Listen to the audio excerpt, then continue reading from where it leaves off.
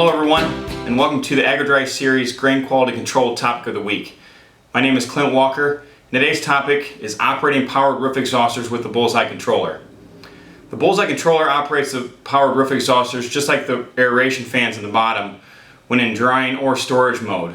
But once you have that temperature and the moisture of the grain right where you want it, it'll actually operate the powered roof exhauster separately through a program through the controller that's called the exhaust fan program.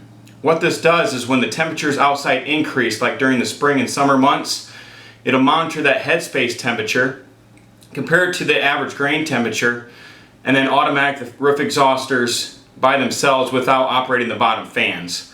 What that does is it helps with condensation at the top that can actually drip right back on top of the grain by cooling the headspace temperature down, as well as it doesn't use the bottom fans for automation so that your temperature of your grain does not change.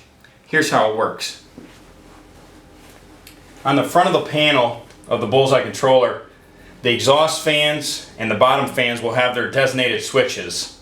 The exhaust fans will be the very first switches, however many switches are needed for however many exhaust fans you're controlling, from the left on the top, and then the bottom fans will come after that. Once that's designated, you need to go into the bin setup menu if you haven't already, and if you scroll down, you'll get to what I call the fan stages.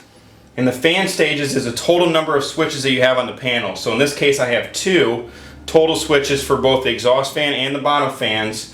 And then out of that total, how many of those are exhaust fans? So I set that to 1 because I have 1 switch for the exhaust fan contactor.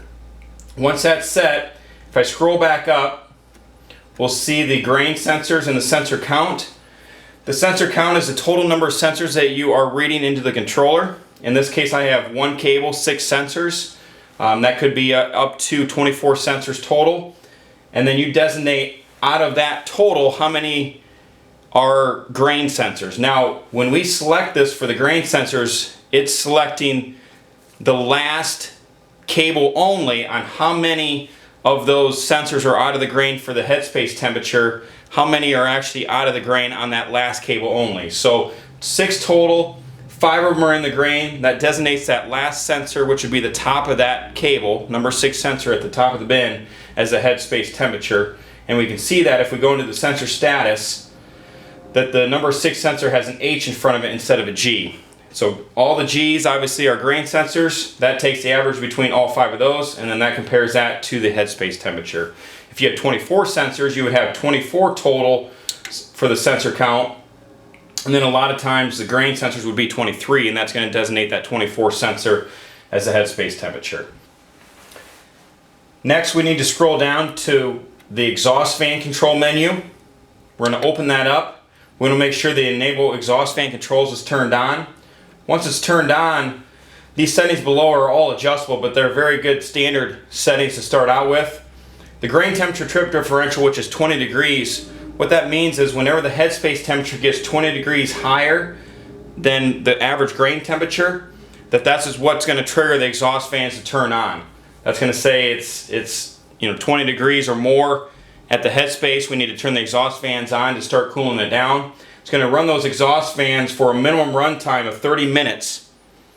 And it's going to run them until the headspace temperature either gets to the grain temperature or the average outside air temperature, whatever one it hits first. And so whenever it comes within 5 degrees of either the grain temperature or the air temperature, then it would shut the exhaust fans back off. And then it has an exhaust lockout, which is 30 minutes, which would then, once it shuts them off, it's going to leave them off for 30 minutes before it can turn them back on. So those are exhaust fan control settings. That's how you would run it. If you have any questions after that, please feel free to give AgriDry a call. Once we go down to the bin status menu, you can see as I scroll down, it'll actually now have the screen split to where it shows the average grain temperature and then the average headspace temperature, and it shows each one individually.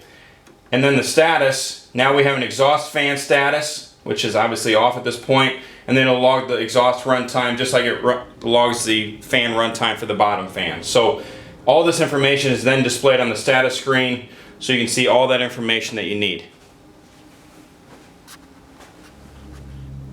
Thank you for joining us this week for the AgriDry Series Grain Quality Control Topic of the Week. And remember, here at AgriDry, grain quality is not an option.